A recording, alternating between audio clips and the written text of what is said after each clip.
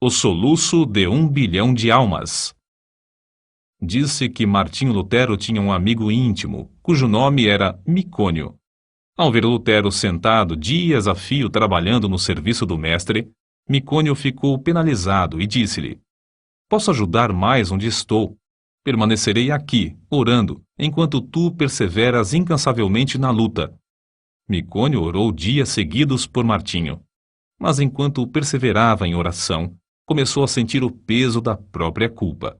Certa noite, sonhou com o Salvador, que lhe mostrou as mãos e os pés. Mostrou-lhe também a fonte na qual o purificara de todo o pecado. "Segue-me", disse-lhe o Senhor, levando-o para um alto monte de onde apontou para o nascente. Micônio viu uma planície que se estendia até o longínquo horizonte. Essa vasta planície estava coberta de ovelhas, de muitos milhares de ovelhas brancas. Havia somente um homem, Martinho Lutero, que se esforçava para apacentar a todas.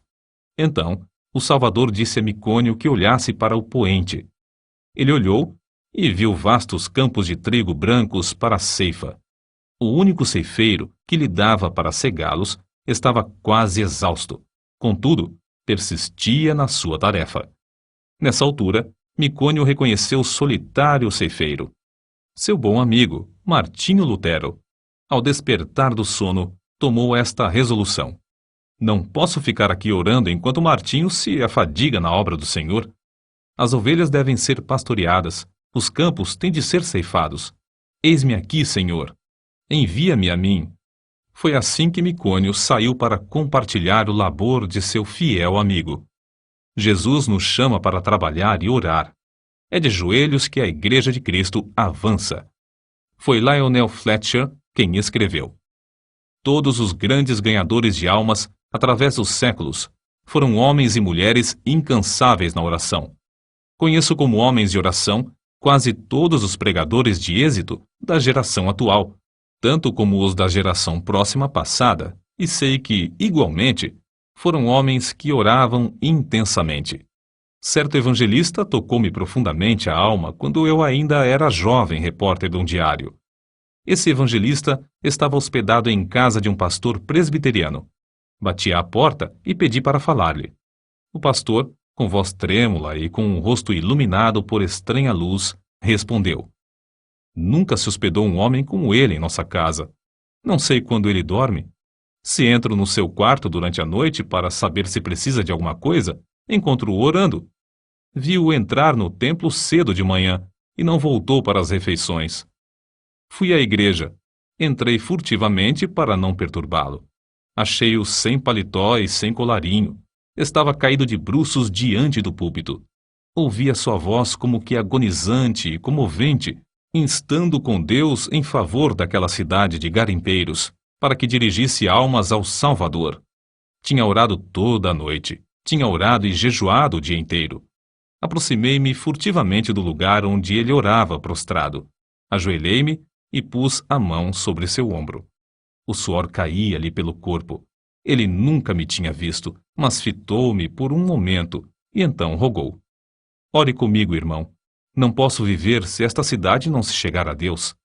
Pregara ali 20 dias sem haver conversões. Ajoelhei-me ao seu lado e oramos juntos. Nunca ouvira alguém insistir tanto como ele. Voltei de lá assombrado, humilhado e estremecendo. Aquela noite assisti ao culto no grande templo onde ele pregou. Ninguém sabia que ele não comera durante o dia inteiro, que não dormira durante a noite anterior. Mas, ao levantar-se para pregar, ouvi diversos ouvintes dizerem: "A luz do seu rosto não é da terra." E não era mesmo. Ele era conceituado instrutor bíblico, mas não tinha o dom de pregar. Porém, nessa noite, enquanto ministrava, o auditório inteiro foi tomado pelo poder de Deus. Foi a primeira grande colheita de almas que presenciei.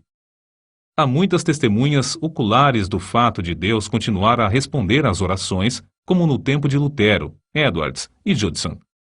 Transcrevemos aqui um comentário publicado em certo jornal. A irmã Dabney é uma crente humilde que se dedica a orar. Seu marido, pastor de uma grande igreja, foi chamado para abrir a obra em um subúrbio habitado por pobres. No primeiro culto não havia nenhum ouvinte. Somente ele e ela estavam presentes. Ficaram desenganados. Era um campo dificílimo. O povo não era somente pobre, mas depravado também. A irmã Debney viu que não havia esperança a não ser clamar ao Senhor e resolveu dedicar-se persistentemente à oração. Fez um voto a Deus que, se ele atraísse os pecadores aos cultos e os salvasse, ela se entregaria à oração e jejuaria 3 dias e 3 noites no templo, todas as semanas, durante um período de 3 anos. Logo que a esposa daquele pastor angustiado começou a orar sozinha no salão de cultos, Deus começou a operar, enviando pecadores a ponto de o salão ficar superlotado de ouvintes. Seu marido pediu que orasse ao Senhor para que ele lhes desse um salão maior. Deus moveu o coração de um comerciante para desocupar o prédio fronteiro ao salão, cedendo-o para os cultos. Continuou a orar e a jejuar 3 vezes por semana, e aconteceu que o salão maior também não comportava os auditórios. Seu marido rogou-lhe novamente que orasse e pedisse um edifício onde todos quantos desejassem assistir aos cultos pudessem entrar. Ela orou e Deus lhes deu um grande templo, situado na rua principal desse subúrbio. No novo templo, também a assistência aumentou a ponto de muitos dos ouvintes serem obrigados a acompanhar as pregações de pé, na rua. Muitos foram libertos do pecado e batizados. Quando os crentes sentem dores em oração, é que renascem almas.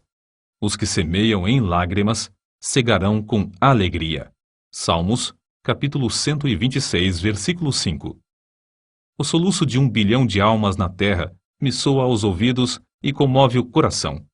Esforço-me, pelo auxílio de Deus, para avaliar, ao menos em parte, as densas trevas, a extrema miséria e o indescritível desespero dessa multidão de almas sem Cristo. Medita, irmão, sobre o amor do Mestre, amor profundo como o mar. Contempla o horripilante espetáculo de desespero dos povos perdidos, até não poderes censurar, até não poderes descansar, até não poderes dormir.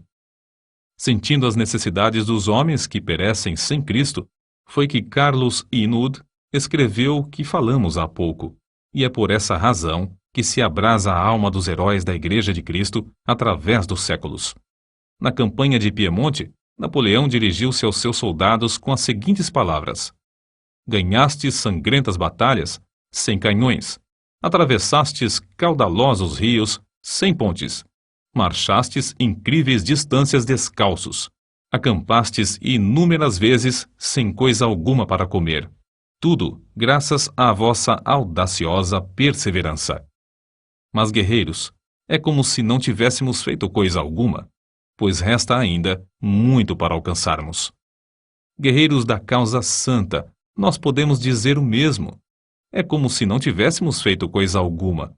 A audaciosa perseverança é-nos ainda indispensável. Há mais almas para salvar atualmente do que no tempo de Miller, de Livingstone, de Patton, de Spurgeon e de Moody. Ai de mim se não anunciar o Evangelho. 1 Coríntios, capítulo 9, versículo 16. Não podemos tapar os ouvidos espirituais para não ouvir o choro e os suspiros dos atuais 6 bilhões de almas na Terra, que não conhecem o caminho para o lar celestial.